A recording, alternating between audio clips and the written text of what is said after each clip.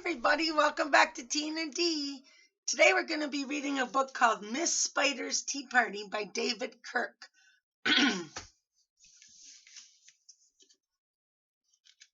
Lots of bugs. Holy macadamia nuts. Miss Spider's Tea Party, Paintings and Verse by David Kirk.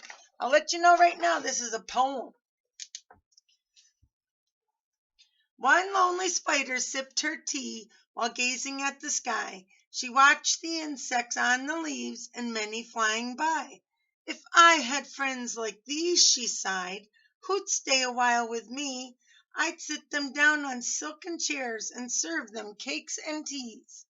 Now she's a spider, and bugs are flying around. I want you to comment on why you think those bugs aren't going to come to her house for a tea party. Two timid beetles, Ike and May, crept from the woodwork that same day.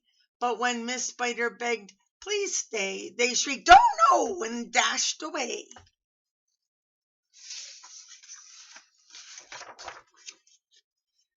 Three fireflies flew inside that night, their spirits high, their tails alight. They spied the web and squeaked in fear, "We'd better get away from here!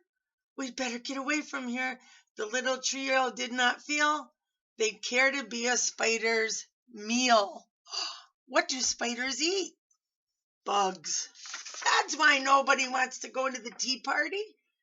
Four bumblebees buzzed by outside. "Please come to tea," Miss Spider cried. The four ignored her swaying there. She waved a tea towel in the air. She took a cup and tapped the glass. Then one bee spoke to her at last. "We would be fools to take your tea with anyone so spidery." Uh-oh. Within the shadows of the room, just peeking from behind a broom, 5 grinning faces bobbed and peered. Miss Spider smiled. Her heart was cheered. Descending for a closer look, she danced into a gloomy nook, but sadly found those jolly mugs belonged, alas, to rubber bugs. Oh, somebody put rubber bugs. Look, they're pretend toy bugs. Some ants strode in, they numbered 6, but ants and spiders will not mix. She brewed them tea from hips of rose, and proud platoon turned up their nose. They said, "No way, we're not going to go with a spider. She'll eat us." A fine bouquet concealed its prize of 7 dainty butterflies. Miss Spider, watching from the wall, was not aware of them at all. Look how beautiful that is. Ooh. So she didn't know they were there. The tea table was set for 8 with saucers, cups, and a silver plate. The cakes were fresh, the service gleamed, yet no one would arrive, it seemed. Her company and no demand left her a cup for every hand. So, boys and girls, she has 8 cups. How many hands does a spider have? Do you know? It says in the story there was a cup for every hand, and there's 8 cups. So tell me in the comments how many hands you think a spider has. Or legs, I guess, would be a better one. 9 spotted moths kept safe and warm in shelter from a thunderstorm. They stood beneath an open sash and watched the jagged lightning flash. Miss Spider dropped down on a thread, a silver tray above her head. She'd hoped to please them, but instead...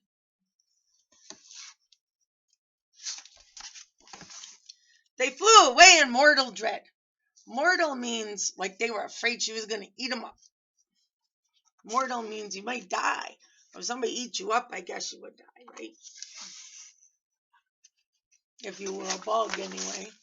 Oh no, she's crying. "They've left me all alone," she cried. She dabbed her eyes and sadly sighed. "It's plain no bug will ever stay." Her tears splashed down upon her tray. Oh no. I feel bad for her. 10 tiny steaming cups of tea were perched atop her trembling knee.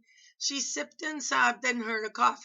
and turned to see a small wet moth, a fragile thing so soaked by rain his wings too damp to fly again.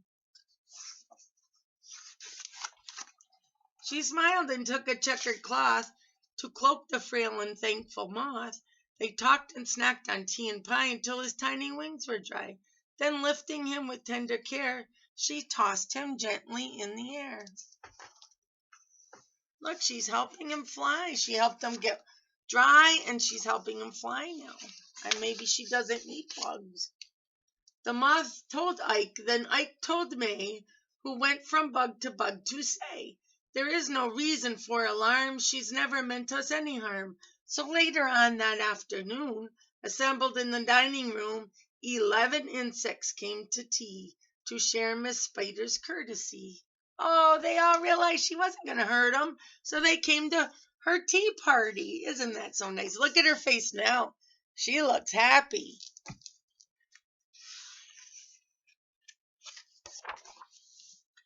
12 tender violets in a vase presented at Miss Spider's place, set by her chair so neatly spun, she munched the blossoms one by one.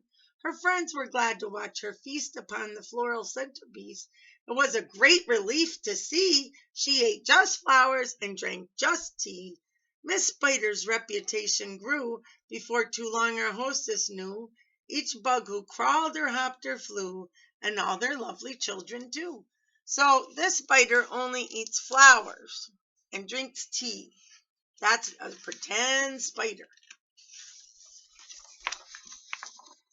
Oh, look at her. She's so happy with all her bug friends. You got bees and ants and butterflies. Look at these guys in the teacup. That's pretty funny. Well, I hope you enjoyed this story, Miss Spider's Tea Party, by David Kirk. Make sure you keep it simple, and we'll see you next time.